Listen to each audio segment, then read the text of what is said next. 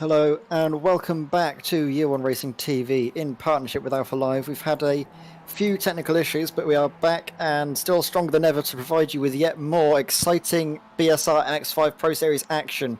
We've had some exciting battles, Race 1, Race 2, and it's certainly shaping up with a full reverse grid that Race 3 will give us even more action to enjoy and bring to you. Yeah, absolutely, and I can't wait to see what the likes of Dan Hunt makes for this race again. We saw him go up 28 places in the last race, and I want to see him do it again, to be honest. It'd be great to see some more great overtaking as we see a few cars doing their way in, carrying maybe a bit too much speed into the last corner. But yeah, I can't wait to see what some drivers have in store for us. Full reverse grid means it's going to be a fantastic race. Yeah, all these drivers going off in practice. It's better to find the limits in practice than in the real race. You don't want to be trying that when you're in a close battling pack of almost 20 cars that we sometimes get in the MX5 series here. But seeing the cars coming through practice and from the first two races, we've seen a lot of battling, a lot more battling than I would have expected to have been seeing at this Phillip Island circuit, which shows that you can't always judge a book by its cover when it comes to race circuits. And with these MX5s, it seems that they can battle at any circuit they come to. As we see, I think that might be Jamie Ayres just doing a little bit of rallycross there, getting into the gravel and having a little bit of fun in this practice session. Just goes to show these MX5 drivers, even if he's a championship leader, he knows when to let his hair down a bit and just have a bit of a laugh. Yeah, and I think that's one of the plus points of this circuit that you mentioned, that sort of these doesn't lend itself really to make loads and loads of overtakes. If we had high downforce cars here, we'd be struggling to see many overtakes at all. And the lack of sort of downforce, lack of slipstream means that these MX5s are having to manufacture overtaking maneuvers, maybe not in the way that these two cars are showing on screen at the moment, but in the MX5 you can manufacture those sort of chances. You can make your own overtaking opportunities, and we've seen some great examples of that so far, and I can't wait to see what the third and fourth race have in store. Yeah, when we can see on the screens, two safeguard cars merging into one. I don't know if we're going to be seeing any little mini MX5s coming out of that. Maybe a Skippy might pop out at some point in this race. Keep an eye out, everyone. We might be seeing something going on. There's PG-13 this stream, we promise. So, yeah, I can't wait for the third race. I mean, we said 32 was the number that we pulled out of the spinning wheel. That should be Adam Shepherd, our race one winner, but obviously he was 9 laps back, and I think you, Ed, you said that if you're 1 lap, if you've been lapped once, you're still eligible for the reverse grid, but any more than that, you're not eligible anymore. Is that right? Yes, if you, as soon as you start finishing 2 laps down from the order, you are not eligible for the reverse grid. So it shows that even if you do get involved in accidents and you have to tow to the pits, as long as your car is still in a straight line afterwards, you can try and bring the car around and get in for a reverse grid, because your fortunes can be easily reversed if you find yourself on pole for the following race. As we're seeing these cars coming through here, I think we might be getting close to advancing the session on to the race. So we're seeing a few of the cars going off into the grass.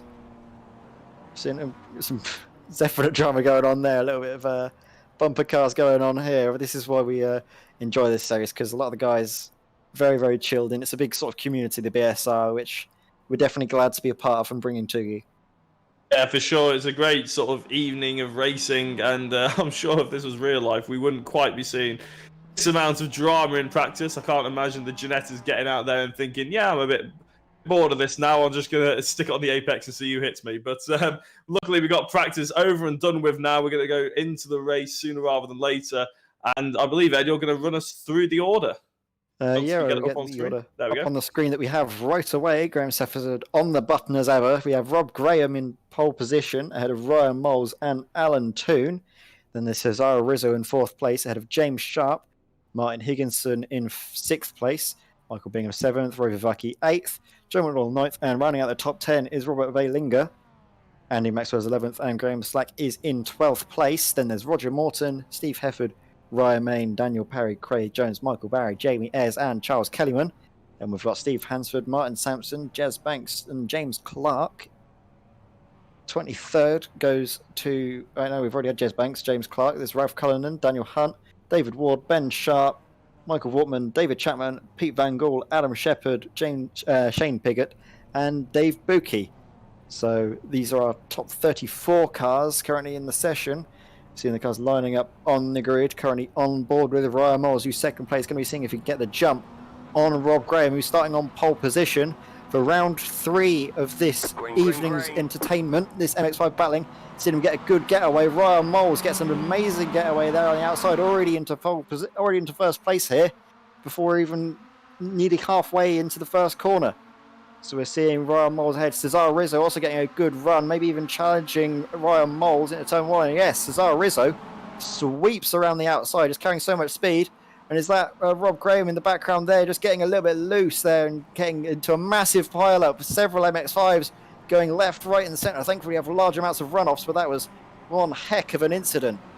As soon as I saw Ryan Moles going sideways and stopping on the racing line, I looked away. I knew exactly what was going to happen, and I'm sure he did as well. A massive pile-up, unfortunately, on race 1. I looked at it, Cesar Rizzo won't be minding. These top 3 won't be minding at all, and they've absolutely driven away from it. Yeah, there's all sort of stuff. We're following now Ryan Moles on board. We'll see what happened. I don't know if he got a tag on the rear, but he sounded like a tag on the rear bumper. And yeah, you can just see that's the ones that you don't want to see when you're in an MX5. A whole field of cars barreling towards you now. We're going to be seeing this here. And little tap on the rear there. For me, I get a little bit of internet cut out, so I don't exactly see when the contact happens, but you can definitely see there is contact going on, and see facing the wrong way, and suddenly the entire field of MX5 is battling into turn 1, fighting for position. Suddenly greeted with the sight of an MX5 on a racing line, and that's Ryan Moles out of this race, unfortunately.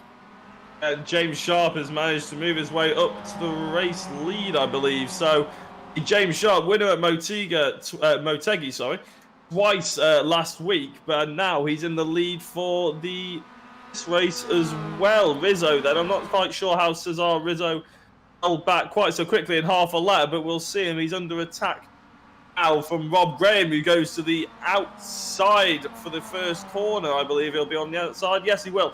So Rizzo defending on the inside, but he's already slotted back in. Graham has made that second place. Here's James Sharp leads by Graham, by Rizzo, and by Dan Perry, who's had another good start in the MX5s. Another good showing from him so far in 4th place.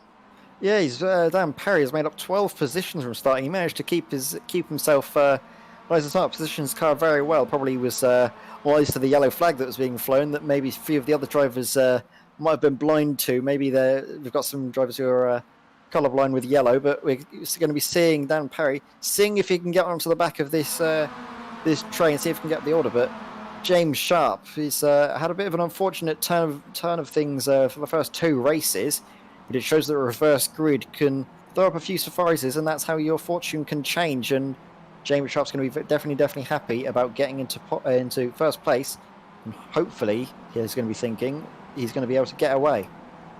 Indeed, it certainly has thrown up a few surprises. We see Dave Chapman, race winner in race number 2 tonight, in 14th position. He'll be one of the cars that was caught up in amongst that accident, although his car doesn't look like there's too much damage on the front end, so maybe he managed to avoid it. It's just the back end, maybe he's had a tag or 2, but that doesn't really matter in these MX5s. They haven't got much aero to worry about on the rear wing or anything like that. As long as the front bonnet, okay, you tend to sort of be able to drive these all right. It's suspension and front end damage is what you don't want in an MX5. So he seems to be doing all right. It's Roy Viverke. He's trying to fight his way through to 16th place, and it's just a massive line of drivers now. Michael Barry in 6th position, going to hold off Hefford behind him, who's holding off another Momo car, Van Gool. So these guys will be hoping to get as high up in the order as possible. Obviously, Momo leading the team championship as well. Yeah, all this battling behind Dan Perry is going to be definitely good news for his ears. He's going to be hoping to get through turn 1 and see these cars battling, and yes, he does. He's seeing these cars battling behind him. This is going to allow you, should expect that gap to increase. However, Mick Barry does not try and force the issue too much. He lets that move go by without too much fuss. As I say that, he almost looks like he gets a little look to the inside. So Mick Barry, flaring to his lead, maybe thinking, oh yeah, I'll lull these guys into a false sense of security, and then suddenly he's going for these sending manoeuvres. Obviously, he's going to have to defend now from Pete Van Gool. Pete Van Gool has gained 25 positions, it's showing for me at the moment. So we've seen quite a few drivers managing to come up through the order very, very well here. Pete Van Gool being the driver choice for this race. He must have shot right to the outside as soon as he saw that all that carnage on the first corner. and he's made up in an awful lot of places. So is Michael Wortman, who obviously came second in race 2. Adam Shepherd is up to 9th as well, behind Wortman. 23 places gained, and yeah, there's an awful lot of high gains and amongst that sort of top 10 area, fighting for that maybe 5th position. Daniel Perry up 12 places is the highest of the big earners so far. Yeah, Daniel Perry is. I think he's starting to get close to the rear bumper now of Cesar Rizzo, I think. But we're seeing this big battle. Jez Banks in the middle of this sort of large pack here, the 777 car, trying to muscle his way through Ben Sharp. But Ben Sharp is definitely a familiar face we see at the top end of these races, and Ben Sharp's going to be trying to use all of his racecraft, all of his knowledge from racing these MX5 cars to see if there's anything in his handbook that allows him to get past the Fury Simsport car, currently in 10th place. Yeah, for sure. And Dave Chapman's hunkered up behind him. We saw Chapman in the first race. He wasn't really keen on throwing the big moves out there. His racecraft is more all about trying to make sure that the moves are set in stone and there's no risk to them. I'll doubt that we'll see him fly around the outside as he's flying around the outside. I stand corrected. Dave Chapman goes around to the outside. He's going to be on the inside for this corner here as well. And he's had it, and he's absolutely had me on toast as well. Dave Chapman, fair play, good move. Another one he's out on toast with Jez Banks, but Jez Banks getting a bit of a cutback there, getting a more optimal line. He's going to have the outside for this corner, I think. But Jez Banks has got the overlap, and he's going to be... Actually, no, he's got the inside for this corner. My bad. It's a track that I'm not too familiar with, so apologies there. But we're going to be seeing now David Chapman. Is he going to be able to defend from Banks? Just about. He has the inside of this hairpin. We see here a little bit of contact there. Banks drops down the order. He's currently lost position to James Clark here, and now has to defend from Roger Morton. So Banks, we saw him in 10th position at the start of this lap, but thanks to the slipstream and the large train of cars behind him, Banks has dropped further down the order to 13th. But as we say, for one, it will work for him so he can get back into that draft and come up the order. Another driver we're seeing trying to come up through the order is Mick Barry, trying to make moves on Michael Walton, which he has done, and now seeing if he can get through Pete Van Gool here. Van Gool is the driver we were focusing on that has managed to make up some positions. We're seeing Dan Perry in the thick of action here, sandwiched between 2 Momo cars, between Hefford and Van Gool. He's going to be hoping that these guys play ball, play fair, and he's going to be in track for a very, very good battle. A good battle we're seeing here is Mick Barry having to defend from Wortman, a driver that we saw defending very, very well in race 2, but we see a little bit of contact. He just gets a wheel onto the grass, gets pitched around and collects Wortman. So Cursor, the commentator, saying that these guys were going to have a great battle, immediately seems to go awry.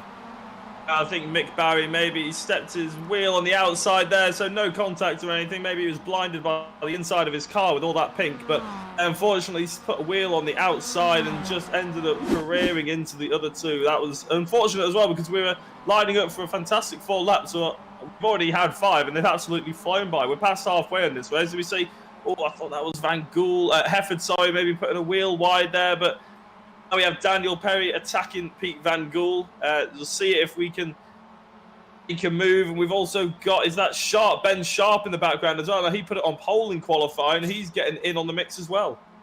Yeah, I thought there was going to be a slight bit of contact there between Perry and Hefford there. But there was very, very good racing, just giving each other cars with nothing more, and they're taking it. Obviously, the Pete Van Gool there trying to make the move stick. Another one that's trying to make the move stick is Perry, who's been trying to get the move on Hefford. Hefford has just slotted in ahead, but now we can see Ben Sharp seeing if he can get to the inside line, taking a little bit on the dirt there, getting all of that curb and just a little bit more, munching through it on his MX5, and we're going to be seeing if that's going to give him the run through these corners up here.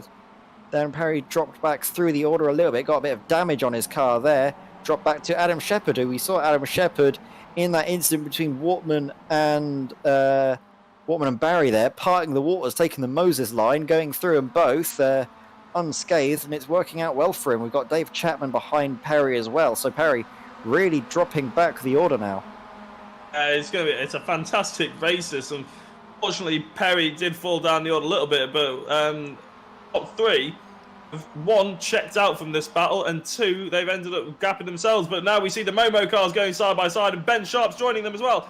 3 wide into this first corner. Ben Sharp goes all the way around the outside. He carries the momentum. He makes the apex, gets his car in front, and now we see Van Gool and Hefford going nose to tail, and the Cars behind them as well, getting in on the mix, but Hefford trying to get past Van Gool now. The Fury cars going side by side here, so it's the battle of the teams at the moment, and by the looks of it, they're not worrying about whose teammate is whose, they're just worrying about getting their personal car ahead of the other. Don't forget as well, these Fury guys are all supposed to be AMs, and they're mixing it with the pros, which is what we love to see. But surely you're going to be seeing Chapman as well trying to go to the inside. I think there's we're getting a Shepherd there, getting a little bit of a nudge there. So Shepherd trying to go to the inside of Perry. Perry has voiced that going around the outside, and now Chapman's got the inside on Shepherd. Is he making that move? It's like, no, Shepherd's able to carry so much more speed around that corner, and they're still in the order they are after all of this battling, all of these attempted moves. They're still somehow in the order we found when we first came to these guys. I'm not entirely sure how, but it might not stay that way. It'll be on the outside, Will Perry. Lagging in and out of existence, and unfortunately he's made a bit of contact, so I don't know if there's a bit of a lag there, but maybe Perry, that's how he got his incident in the first place, dropping back down the order. We see Dave Chapman going too far in and hitting Shepherd, I think, now, and that's is that Perry up the...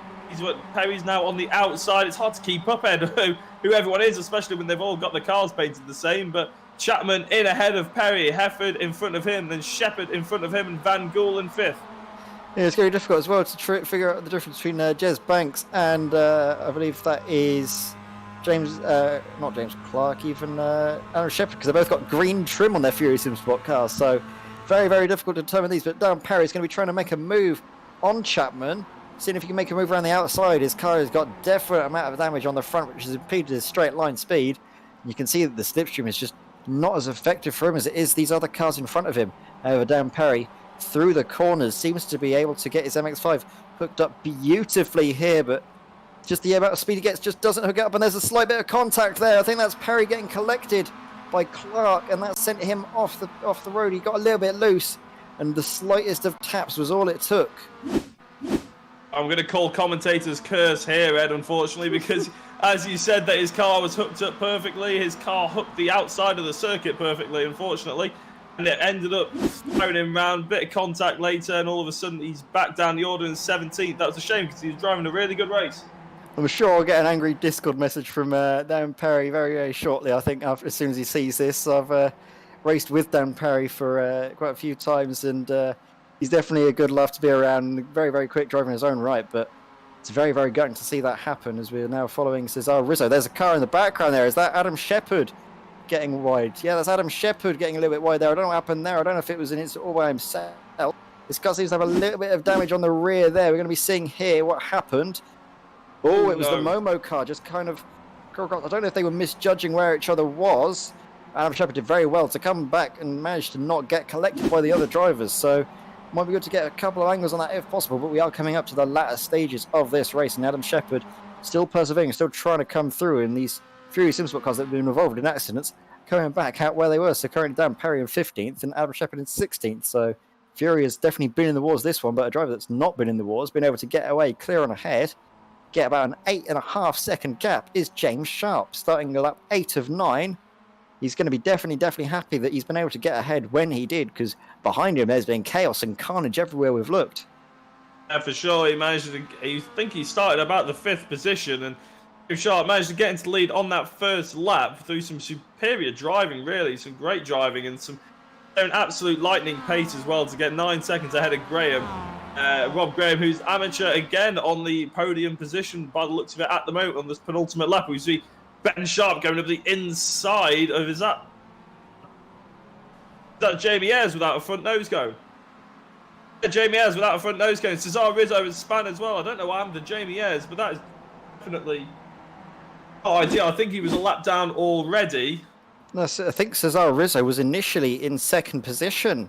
So he's really dropped down the order. I don't know what sort of was the catalyst for this. He might have just had an incident by himself, because Steve Hefford just hit Cesar Rizzo out. But before that, Cesar Rizzo was definitely up the order. He was in 2nd place with a nice healthy gap between himself and Sharp, and then the battling pack behind him.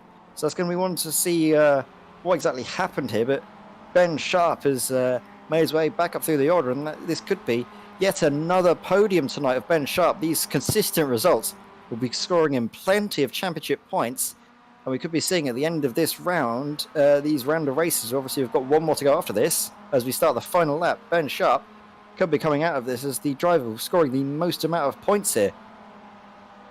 Yeah, absolutely. I mean, Jamie Ayres, we saw him without a front nose cone, but he's certainly got a buffer in terms of championship points. But Ben Sharp might be the man to be taking the most away from him here.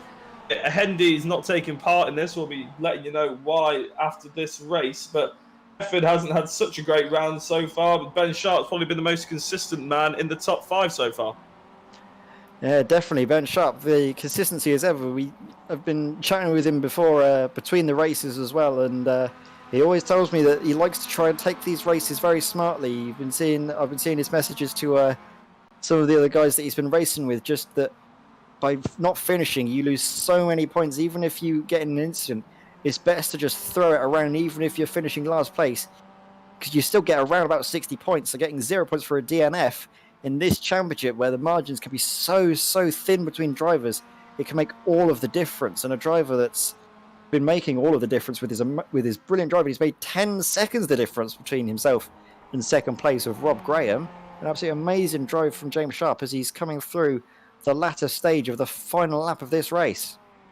Yeah, great drive from Sharp. He's going to be rounding it out and taking a well-deserved checkered flag in first place as well. I think we haven't really seen him that much at all, but he's going to take the last corner with a big beaming smile on his face, and as he should as well. Expertly driven, shown his pace, shown his class, and managed to keep himself out of trouble as well. So James Sharp takes the 3rd race of this BSR MX5 Championship, and it's the checkered flag for him. Graham is under attack by Ben Sharp up behind. So Ben Sharp, can he out-drag him to the line? There's a bit of defending from Graham there. It's going to be a drag race again, and I think Sharp's going to have it. I think Sharp's going to have it.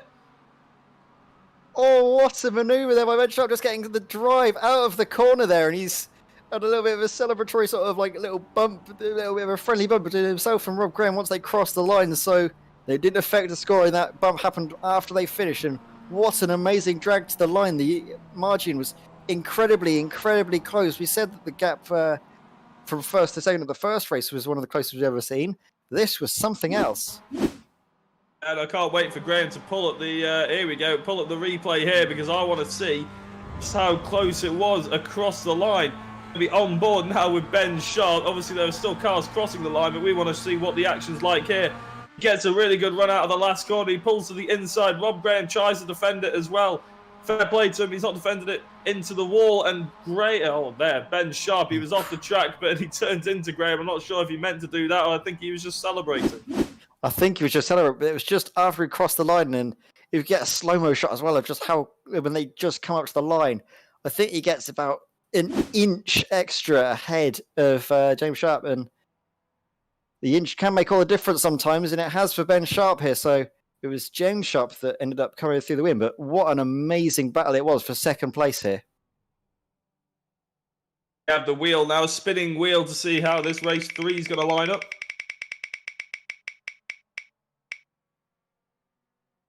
We can see it's 32 yet again, so that's the second time we've seen 32 come up. So it'll be for the eligible drivers. We're running you down the order shortly, so we can see who's going to be taking that pole position.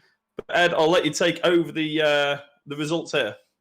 Yeah, so it was James Sharp taking the race victory out of an absolutely dramatic finish between Ben Sharp and Rob Graham. Ben Sharp coming out the victor there by an incredibly close margin there. I think it was 1/100th of a second that separated them. So amazing driving. It was Pete Van Gool that came home in 4th place, ahead of David Chapman. James Clark coming in 6th, ahead of Jez Banks, who got his, I believe that might be his first podium even for Jez Banks. So good result from him in 7th place. Roger Watton in 8th, ahead of Roy Vivaki. Adam Shepard in 10th. Joe McDonald, Robert Valinger, Michael Vortman, Cesaro Rizzo, Daniel Perry, Mick Barry, Graham Slack, and Andy Maxwell. Then behind Andy Maxwell is Alan Toon with a brilliant race finish for him in 19th place, getting yet more points for work guard by result clothing. Charles Kellyman in 20th, out of Ryan Main, Craig Jones, Michael Bingham, Ralph Cullinan, Martin Sampson, and Jamie Ayres, who is actually going to be on first grid. We saw a large incident in turn 1, and as a result, we have some drivers classed as non-finishers, and they are Steve Hefford, David Buki, And I think further down we'll have yet more non-finishers in that pile-up. So we go down the order. It was Dave Buki, then it was Martin Higginson. Had a Ryan Moles, who also did not finish. Steve Hansford, Daniel Hunt, Shane Piggott, and David Ward that have been classed as not finishing. So they will start in the order there. But it was Jamie Ayres who's been able to get the fortunes favouring him this time, and he should be expecting him to get away for the final race of the evening and sail off to the Australian sunset. Absolutely. I think Dan Hunt is a name that's jumped out at me there. I hyped him up before the race. Fortunately, he didn't end up finishing. So I think the commentator's curse hit him as hard as it hit Perry after your little compliment towards him, Ed. But yeah, race 4 is going to be really exciting. Yeah, and we have here in the interview waiting room, we have David Chapman here. So brilliant race result there for you, David. And I'm sure you're going to be happy with that, coming in 5th position there. Yeah, it's been a pretty good night so far. I think it's going all right. I'm only messing with you. Yeah, no, for sure, Dave. How did you end up sort of dealing with that race? You were caught up in that first incident, were you? Yeah, just kind of. I saw it coming miles away, slowed right down, and then someone got me right at the end as I slipped through it. We're a little bit worried there with you, Mike, but we're having our leg. You're pulling our leg a little bit there, David. It's I'm just doing it for the fans, you know. Doing it for the fans. Got my fan club watching me. That's what I like to do. Well, as you got your fan club watching, would you like to talk them through how it was driving that car and throwing it around this Phillip Island circuit? Very sweaty. I should probably turn the heating off in here, but there were a lot of good moves in that. I had a proper send on Adam Shepherd into the hairpin. I don't know how I held on to that one. Yeah, I definitely think there was going to be some good moves in there because he made up 25 positions from. Is that right? Where you started, yeah, it was 25 positions. Totally, the only driver that made more positions from you was actually Pete Van Gool, who finished ahead of you. Yeah, I was watching Ben Sharp as well because he started near me on the grid, and I was just trying to follow him. Ben Sharp was all made up 26 positions as well, but you whole three of you were making up positions left, right, and centre. It was a joy to watch. And just before we are having a look at you get away off the line, and we saw you able just to carve through really. Yeah, no, it was a lot of fun. I enjoyed those races as long as you have good luck. So just before you go, Dave, we didn't make any apologies before, but me and Ed haven't driven the circuit. Can you talk us through sort of how your feelings of the circuit? Do you enjoy it? I love it. I love fast tracks. They always make for great racing. The only thing is it's quite slippery, so you've really got to be careful with the back end, especially on that first lap. And it can catch you out so easily, as you've seen many times already, I'm sure. Yeah, we've been seeing that quite a few times. Yeah, some cars getting wide onto the large runoff area. It's just a little wheel on the grass, and that's all it takes before you're speared off into no man's land. But brilliant drive from you, David, and we're going to be hoping for plenty more chats with you as this season progresses. But we'll let you get going back to practice for the next round. And are there any people you'd like to thank? Oh, I'd absolutely like to thank. I can't name them all, I don't think. We would be here for hours. But let's see. We've got Sam, Sammy, Amy, Tanya, Ben, Martha, and Chris watching tonight. So hello, everybody. And shout outs to you guys as well for some excellent broadcasting. Everyone's been enjoying this. You've turned my friends into sim racing fans out of nowhere. So yeah, great work, everyone. Oh, thank you, David. It's always nice to get some appreciation with. Thank you very much. We'll be paying it forward to you, and we're going to be having a big old love-in. I think it's thank you very much, David, and we'll thank you guys. Let you get going. I'll speak to you guys soon. So that was David Chapman there, giving us a good interview. Very good race from him as well. But we're going to be coming in now to race 4. We're going to go to a quick ad break, but do not go anywhere because we always find that the 4th races provide even more drama than all the others. So if that's even possible, we're going to be finding out very shortly.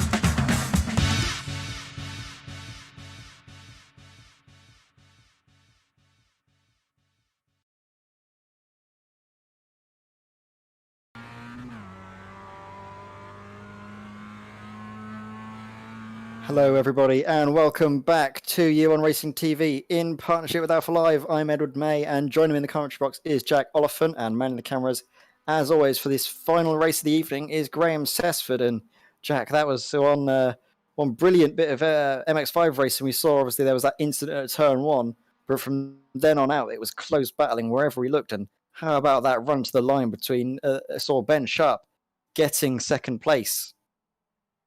Absolutely, yeah. I think Rob Graham would be gutted to have lost that second place. He drove so well for such an amount of that race, but really, I mean, Ben Sharp's no slouch. He put it on pole in the qualifying right at the beginning of this evening, and it showed his pace there. He managed to get away from his little battle, which was hard in itself. Really, that battle for fifth place was really going down to the wire, and a bit of contact here and there sort of spread them out a little bit. But Ben Sharp did a fantastic drive.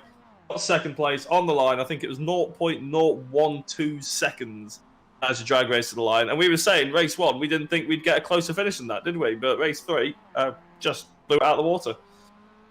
Yeah, definitely. And I think you might have shaked up the order a little bit with race three, with obviously that first corner incident, which I can't remember the driver involved in that, but I do remember. Ryan Moles, wasn't it? It was Ryan Moles, yeah, and I've been there, and I'm sure, and I think you were saying as well that you've been there, that when you've just had an incident and you're facing the wrong way, and obviously your one happened in real life racing, that was probably more painful than Ryan Moles'.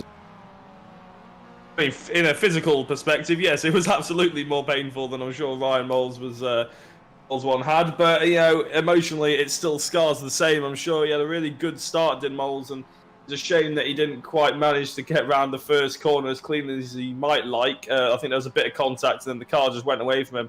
That caused a massive pileup that ended up sort of ruining a lot of people's races, but then we saw some absolute fantastic amount of overtaking sort of thing. So I remember Dave Chapman, who we just had an interview with just before we went to that ad break, made it an awful lot of places, and Ben Sharp as well, and Pete Van Gool. I think there were 25, 26, and 28 places gained for those three drivers. So if we can see more of that this race, then I'm all for it.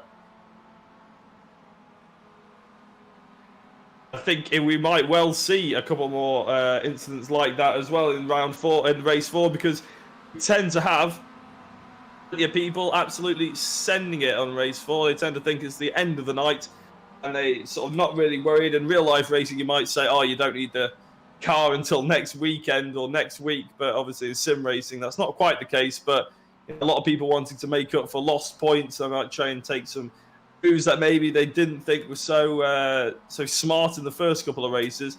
We've had a pretty much full reverse grid here. I can't remember off the top of my head who's taken pole, but I'm sure Ed will mind us if he's back in now. I'm back in now, yeah, and it was Jamie Ayres who we saw finishing down the order. We saw him have a lot of damage, but he kept going, and that's the spirit of a championship leader, is Jamie Ayres. He managed to come back through and finished, I think he only finished one lap down, which meant he was still eligible for a reverse grid, and fortune smiled on him, and as a result, he's going to be starting from pole position, and we should realistically be expecting Jamie Ayres with his pace to get away off the line very well, and barring no heroics from some cars behind him, we should see him getting through turn one and streaking off into, like I was saying earlier, this Australian sunset.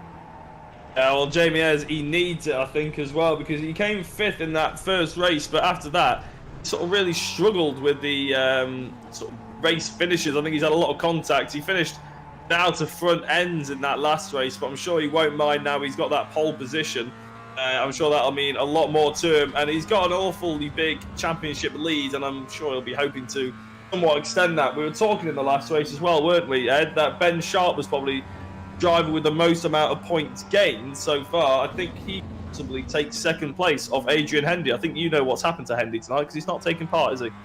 Yeah, Hendy is apparently injured himself with his force feedback. Apparently, it was doing some practice laps, and then his force feedback suddenly snapped on him. It was about 20 newtons of force going through his wrists. So he's, by the sounds of it, he could have injured some of his ligaments or some tendons in his wrists. So we're going to be hoping for a very, very speedy recovery. And hopefully, if he's watching, we're going to be wishing him all the best. Absolutely, yeah, Adrian. We want to see you back sooner rather than later. He's been provided some great races, and races that we've covered so far this season, obviously part of the Year One Racing team as well. So good luck, Adrian. and hope to see him back. Maybe not next week or the week after, but in a couple of weeks' time, it'd be fantastic to see him back. Yeah, definitely. As we're seeing, we're on board with Steve Heffer, who's getting a little bit sideways in practice, just throwing his MX5 about, having a little bit of fun, getting all out of a system, I'm hoping, before the race actually begins properly, because you don't really want to be going sideways when you're battling for position. Absolutely not, but we've seen plenty of people do it so far in this long-running, fast Phillip Island circuit on the land down under. Plenty of people going side by side. In the back end out, there's plenty of, we're going into the first corner now, you can see the amount of speed you can take in there. We've seen a lot of people go side by side, taking that speed around the outside as well and defending into this second corner. You can see how much they're trying to fight the car to get that rear end back in check. MX5s, we've said it every week, but they need to be set up so loose, but that means you can end up on the gravel like Steve just did there, and unfortunately some people have had that worse than others and ended up ruining their races. These circuits are the ones that I don't do really that well at, especially in MX5s. It's long, flowing corners which don't really suit our driving style, and the fact that you have to constantly be fighting the car, balancing it on the very edge of grip, getting feedback from your wheel, feedback, just even if you're using a motion rig, you can get a little bit of feedback from that, and any little bit of information you can get from the car is going to do you the world of a favor in this, as we're seeing the cars coming through this practice. And I mean, we're getting close to advancing. We're just waiting on a couple of more cars to join in the session, but these last races always do provide a lot of entertainment. It's also just a sight to see these cars as the light level starts to go down, the headlights going off, and the light cascading off of these shiny Momo cars is definitely a sight to see. Isn't it beautiful? I think we all want to see great racing, but I really do like the Momo car colour scheme in terms of the sort of metallic, almost chromed effect that these cars have, and it's always nice to see how different sort of one has yellow, one has black, one has red. It's very easy for us as commentators to call out who's who, even when they're lined up next to each other. Yeah, it definitely is, and we're seeing the cars now come to the end of practice, so very, very shortly we'll see the cars lining up on the grid, and even shorter we should be able to get the starting order to run you through. And as I say that, we have it up for you now, and it's Jamie Ayres who's on pole position. The pole drivers you would expect to pull away from the rest of the field. Those will be Martin Sampson, Ralph Cullinan and Michael Bingham. Then in fifth place it's Craig Jones, who was the championship leader in AM coming into this round. He's been in the wars a little bit, but is hoping now to get a good result from this fourth and final race. And there's Ryan Main, Charles Kellyman, Alan Toon, Andy Maxwell, Graham Slack running out the top 10 ahead of Mick Barry, and Daniel Perry for Fury Simsel in 12th. Then there's Cesar Rizzo, Michael Wortman, Robert Valinger, Joe McDonald, Adam Shepherd, Roy Vivake, Roger Morton, Jez Banks, James Clark, David Chapman, Pete Van Gool and Rob Graham in 24th place. Then 25th will go to Ben Sharp. Then there's James Sharp, so the two Sharps together. Then there's Steve Hefford, Dave Bucke, Martin Higginson, Ryan Moles, Steve Hansford, Daniel Hunt, Shane Piggott, and David Ward. But the lights are coming on now. We're seeing the lights come on. We're ready to start to go. Who's going to get the best getaway? We're seeing Jamie Ayres on that inside line for turn one. But Martin Sampson seems to have got a very, very good run on my timing screens. He's ahead. And I think into turn one, we will see Martin Sampson get ahead. So an amazing getaway from Martin Sampson to beat the current championship leader into turn one. He's getting all sorts of back-end happy as well as Jamie Ayres. He was really trying to cut back. He carried far too much speed, and Cullinan now is trying to attack him as well and take early advantage of him getting a bit shaky. Martin Sampson, fantastic start off the line, and great into the first corner. Calm and collected through the second.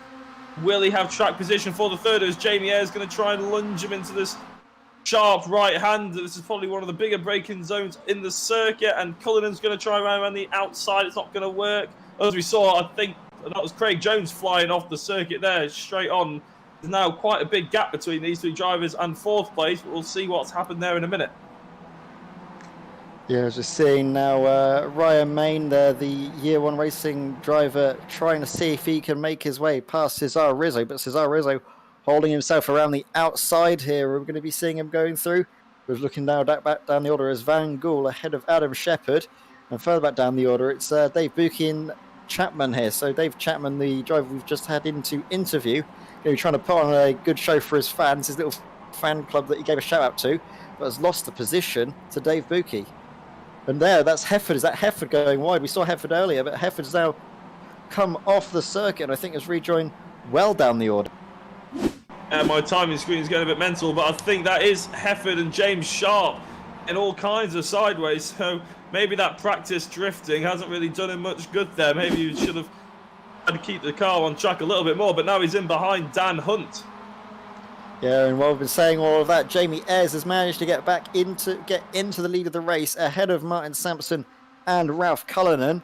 Daniel Perry, though, is looming in the background there of these cars here, and you can see that Daniel Perry's actually got a bit of a gap now to Craig Jones, but Daniel Perry has definitely shown he's got good pace this race. He was in contention for a podium place in the first race, but things just didn't seem to quite go his way. There was a little bit of contact we saw that sent him out of the race, but now we've got Andy Maxwell down in 10th, the driver that has been pit started from race 1 and race 2, now trying to come back through the order and make some good points go his way for the AM Championship that's really, really close at the moment. And I don't know if I can predict a driver that's going to be coming out on top in the AMs after this.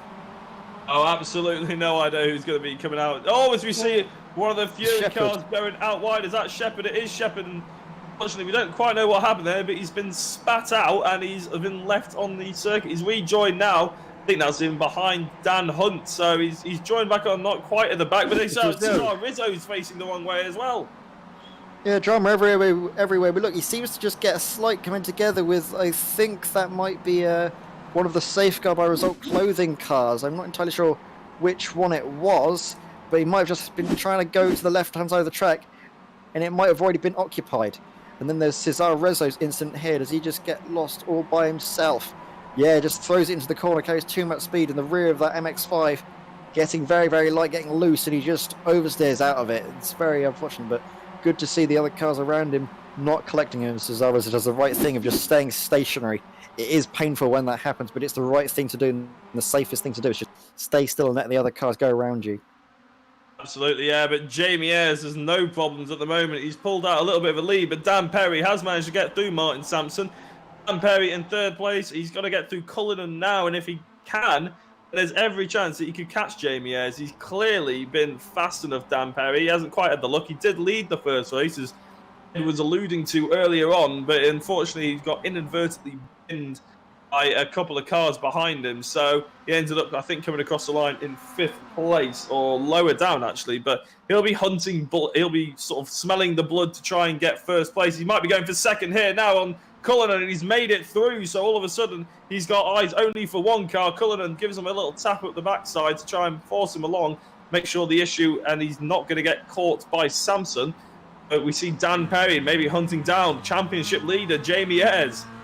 Yeah, and Dan Perry had to make that move stick when he did, because if he let it go another lap later, he might have been out of the range of draft from Jamie Ayres. So Dan Perry really making that move and making it stick when he had to. We're seeing now Maxwell and I think that is Ryan Main going too wide here. The optical car and the year 1 car battling very, very closely. It's what we like to see. And I believe that is Main coming out just a little bit on top. No, it's Main on Kellyman. Maxwell is going to possibly be defending a little bit from Ryan Main, the year 1 driver here, but he takes the inside line as Maxwell and makes it stick. Another year 1 driver on another year 1 car. That's Ben Sharp on the driver of Joe McDonald here for Safeguard by Result clothing. And Ben Sharp now got the outside line, but he's carrying so much speed in his MX5. It's really, really exciting to see. He's getting a bit of a draft from some of the Team Optical cars up in front. Dave Chapman there, we see just getting a little bit loose there, the privateer guy in the slipstream, however, of the year 1 car. Will he be able to get the overlap along on Joe McDonald? We're going to be seeing him get into slipstream now, going to the right-hand side. He's going to be last of the late breakers here going into turn 1. You need to get your braking absolutely right for this, get the car stabilised. He does. On the outside, he's probably got a car there. There's a car off to the right. There's Andy Maxwell who's gone off, unfortunately. So Andy Maxwell has ended up falling down the order. Not sure if there was a lot of contact or whether he just got his braking zone wrong. But Dave Chapman now hunting down Ben Sharp as well. And he's got Amy Sharp just a couple of cars behind him as well. So it's going to be an awful lot of traffic and battling that these guys are going to have to try and get through. But that's more than up to the task. Chapman goes to the outside of 1, 2, 3 cars. Can he make it stick? Might make one of them sticky. Sees his brake lights glowing bright red. He's going to go in 2 by 2. He didn't make it stick, unfortunately for him, but Sharp's going to be on the outside now with his finger, and he's going to make it stick. I believe he is. I think that was Kellyman, actually. So Sharp now leads that little train from Kellyman, Chapman, and the other Jamie Sharp as well. Yeah, if Chapman was able to make that move stick, I would have had to pick my jaw up off the floor. That was an amazing send around the outside, and it almost worked out for him. But James Sharp there, the Movano car getting a little bit loose at the rear. Ben Sharp has tried to make the manoeuvre ahead and has managed to do so, and we're seeing now Ben Sharp in hot pursuit of his Year 1 teammate Ryan Main, the Year 1 Academy driver, I believe. And Ben Sharp could be on track. But another thing we can see at the top of the screens is Perry's been eating into Jamie Ayres' second lead. It's now down to half a second and closing every time we look at it. But at the moment, we're seeing this long slipstream of James Sharp, the Movano driver, seeing if he can make a move on Chapman. But Chapman's going to be trying to put on a good show for his fans. As he was saying earlier, is he going to brake late enough into this corner? Is he going to hold the line? Yes, he does. James Sharp thinks better of sending a move down the inside, and I think rightly so. You don't want to be trying any heroics at lap 5 out of 9. You can save that for the final lap and let us get our breath back, I think. But as I say that, we can't get our breath back because that is Ryan Main off the track. We saw him getting a little bit close to Ben Sharp. I don't know if there was any contact, but that's very unfortunate for Ryan Main there. That's Dan Perry. He's trying to get in the lead on Jamie Ayres, and Cullinan has followed these guys up to the back of Jamie Ayres because as they start fighting, Cullinan is able to keep just on the back of them, and Dan Perry actually did manage to get his nose just ahead there, very, very briefly, albeit. Jamie Ayres clearly knows he's in with a race against what is easily probably one of the fastest AMs I've ever seen on a series like this. I can't believe Dan Perry will be able to keep his amateur status, especially if he's given nose to tail with Jamie Ayres, pro championship leader, by a good 500 points. So this is going to be fantastic racing that we're about to see for the last 4 laps. Yeah, and thank you for jumping in when you did, because I was getting close to running out of breath, and this is an exciting battle for the leader. It says that they're in second and third, but that's only because Steve Hefford has had to tow himself back to the pits. So this is for first place, and it's Daniel Perry in the slipstream of Jamie Ayres. Dan Perry is going to be trying to get home for his first victory in this BSR Tuesday Championship. He's got some victories in the Monday series, the sort of fun little knockabout series. You don't get any points for that. You do get points for this, however, and you can see he's going for the move early. He's making his intentions known. He's going to be trying to get the overspeed. He's got the overlap into turn 1. He's currently ahead. Is he going to be able to brake late enough? They're going side by side, too wide.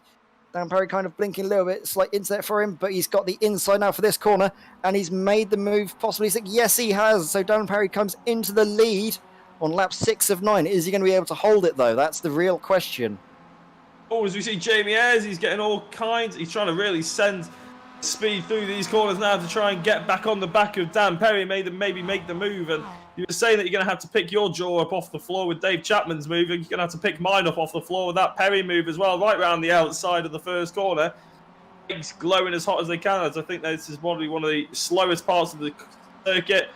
Perry's going to be defending from Ayres. Cullinan's thinking, what on earth do I have to do to try and make a move on these guys? Or he might just be waiting for it all to boil over on the last couple of laps. Yeah, we can see how Jamie is getting really, really loose out of that corner here, but now we're coming back on board with Daniel Hunt, seeing if he can make his way up through the order. Dan Hunt has made 18 positions from his starting order, and other drivers that have been making their way through the field are the likes of Ben Sharp and James Sharp, both making 20 places respectively, so they've been following each other through the field and making their way through, but Daniel Hunt is part of a very, very long train of MX5s. See him now getting the inside of James Clark there. He's just about going to make that move stick. He's got the inside, a very, very long left-hander. But now we're into a very, very heavy braking zone. And that's allowed James Clark to get that position back and maybe even an extra one. He's might have gone for one move and made two. No, he hasn't. He's not quite been able to send it on McDonald. But that is, I believe that was Graham going off at the front of our screens there. So that was Graham currently off, might have had a little bit of contact or just got a bit loose. We have seen some cars getting loose on the exit of that corner here. But now Jamie Ayres and Dan Perry, the draft really paying into Jamie Ayres' hands now. And we're going to be seeing, I expect, this battle to be chopping and changing each and every lap.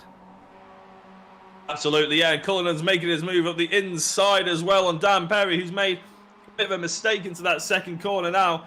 If Perry can stay side by side, he will be on the inside for the next corner, which is a sharp right hand, heavy on the brake. So looks of it, yeah, he's slotting back in ahead of Cullinan, but that was a bit of a scary moment for Perry there. We've seen plenty of drivers go too wide and fly off the circuit. He managed to hook the inside curve completely there. No worries about track limits or anything there. He's managing to hit with Jamie Ayres, and Ayres, by the looks of it, just took advantage of that slipstream. Got ahead of him on the start-finish straight. Yeah, but now Perry's in the hot seat for that slipstream. Going to be seeing him coming through these few corners here, and on lap 7 of 9, you'll imagine he's going to be trying to play this tactically. Another bit of tactics going on is between Ben Sharp and James Sharp. The commentator's nightmare strikes again. The two Sharps battling away, and it's Sharp on Sharp, James on Ben. So we've got James going wheel to wheel, very, very close. He's got the overlap, though, for this corner, and it's James Sharp getting ahead of Ben Sharp. Ben obviously rescinding that position, not fighting too hard. You can see him get on the brakes much, much earlier than James was, but we can see now James trying to defend the inside. Ben Sharp getting a much better line than proper racing line to get better speed off of the corner and set himself up for this long draft down this back straight. He's got one more left-handed to go, and then it's draft time for these drivers. Yeah, but if race 3 finishing positions are anything to go by, these guys are making their way up to the sharp end of the grid as well. I'm here all week, and next week indeed, Ed. But yeah, we see Ayres has retaken the lead off Perry as we're focusing back here. Perry trying to send it all the way around the outside of the first corner again. He hasn't quite made it happen this time. He did get the draft on Ayres, but Ayres managed to defend it off this time. He now knows that Perry's really trying to go aggressive on him. He obviously wants to score as many points as possible, Ayres. He doesn't want to lose any silly mistakes, and send it off the track or anything like that. But he's really under pressure from Dan Perry here. He doesn't want to be embarrassed by an AM, and it certainly isn't embarrassing because Perry has proved himself quite the racer tonight and last week. Yeah, definitely. And now Perry's going to be thinking, is it better to stay behind Jamie Ayres for these few laps and try and make a manoeuvre on the very, very last lap of the race? It's going to be interesting to see what Dan is going to do, but he seems to be seeing if there's anywhere that Jamie Ayres is weak. Into that corner, Jamie Ayres was a little bit wide. That might be giving Dan Perry some ideas coming into this final lap here. But it's incredibly, incredibly close to this top end of the field. And don't forget, Ralph Cullinan there in the background. He's just going to be sitting there, rubbing his hands together and thinking, right, yeah, you guys have a little battle, but if you mess up, I'm going to be picking up those pieces.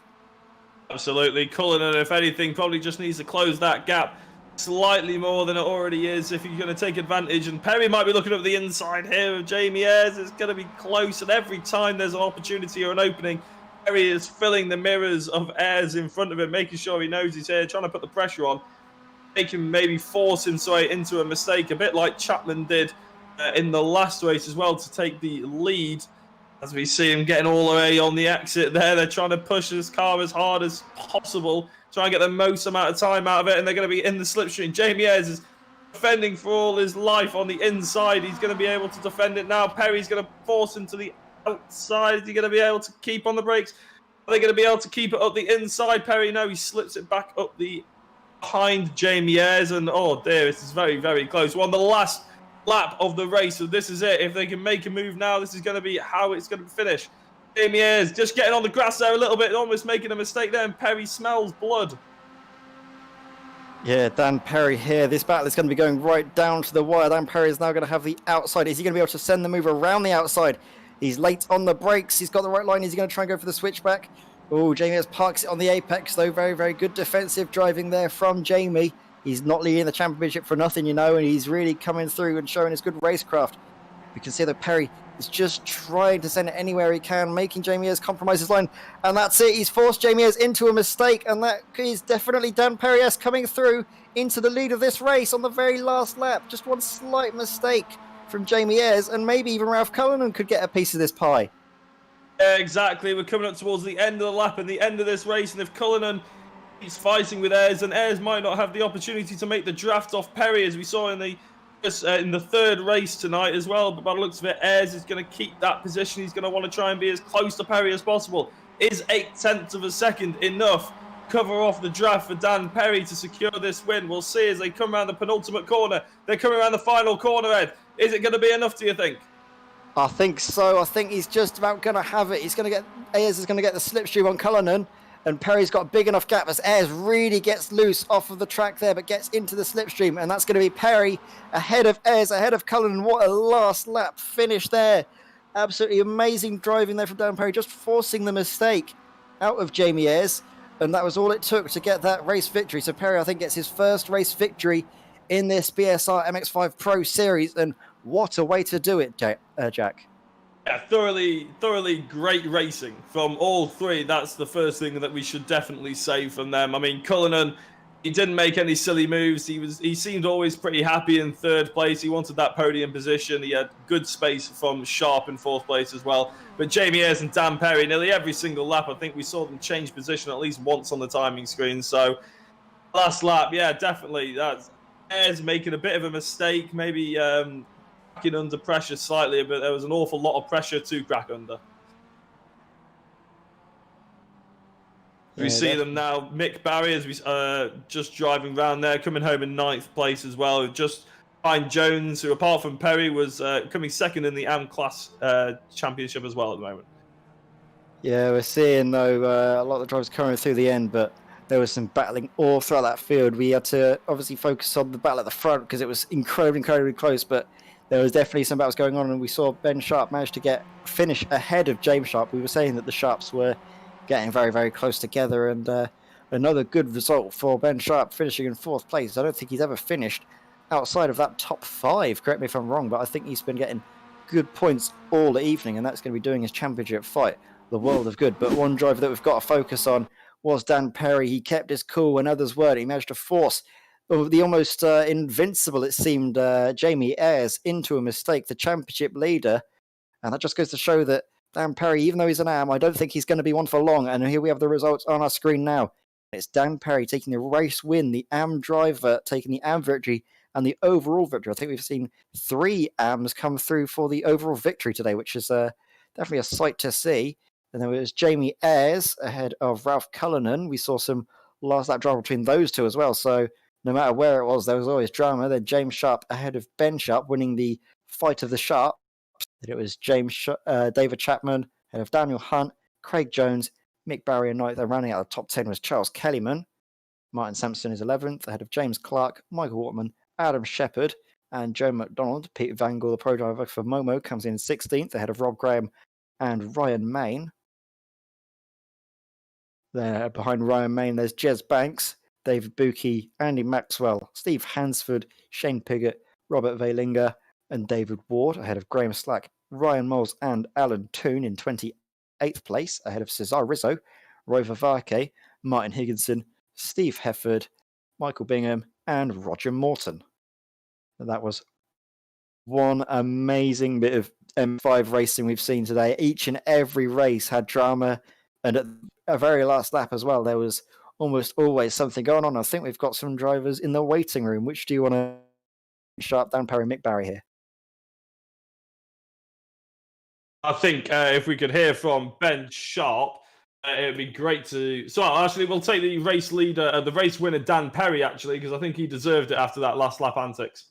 Yeah, let's get Dan Perry in. So we are here now with Dan Perry, and what an amazing race it was from you. Managed to force Jamie Ayres, the current championship leader. He seemed invincible at every single race, but you have found the chink in the armor, and you've definitely made your mark on this. Yeah, I'm sweating after that. That was an insane race. I wasn't expecting to make that move on Jamie in the last lap. I thought he'd just pit me. I couldn't. You probably noticed on the stream that I quite favoured the around the outside on turn 1, get the inside for turn 2, but he learned that very quickly and defended. And yeah, I finally forced an error out of him and snuck the win finally. Yeah, and we've also saw you in that first race as well. You were at the very top end of the field, so we've been thinking that this race victory was oncoming for you. Were you expecting to get a race victory at the end of this? Yeah, race 1, I should have won that. That was me, Ben, and Adam have all had a discussion, and we're all okay with what happened now. But it was just one of those things when you're all racing tight as a pack. Then again in race 2 and 3 tonight, I was looking at podiums. I was running top 5 and making moves, and I've just been really unfortunate of getting hit by cars from behind and just getting smashed out of the race. So I'd almost given up, but I went for it that one last time, and it finally came off for me. It's a good advertisement for perseverance, and Dan, that was one side to see all the moves you were making. And just before we say goodbye to you, is there anyone you'd like to thank? Yeah, obviously I need to thank Fury Sim Sport for supporting me in my racing on iRacing. The rivals that we have in this series, I thank everyone for having such good racing, and I can't really thank my internet service provider right now. I'll try and get that fixed next week. Yeah, we could definitely hear that from me. You're cutting in and out a little bit more, but Yeah, sorry about that one. I'll try and get it more fixed as soon as possible. I've got bad near myself, so I could just about make sense of it. I know the pain, but thank you very much, Dan. Very, very good final race victory for you, and we'll be hoping for many more of us. I don't know if you'll be classed as an AM for much longer, however. Rumors has it I've already been bumped to pro after race 1, so that's it. No longer on the AM class standings, but it's just another level of competition I got to rise up to, so I'll give it my best shot. Well, you've certainly seemed to rise to that challenge. Thank you very much, Dan. We'll hopefully see you soon. Thank you very much. See you, Ed. So that was Dan Parry there, our race 4 victor. And now we're going to drag in Ralph Cullinan here. Ralph Cullinan has been in and around and had a very, very good run of things, getting 3rd place from that 4th race. Very, very good job there, Ralph. Oh, thanks very much. Yeah, it was a good night overall, except for race 3.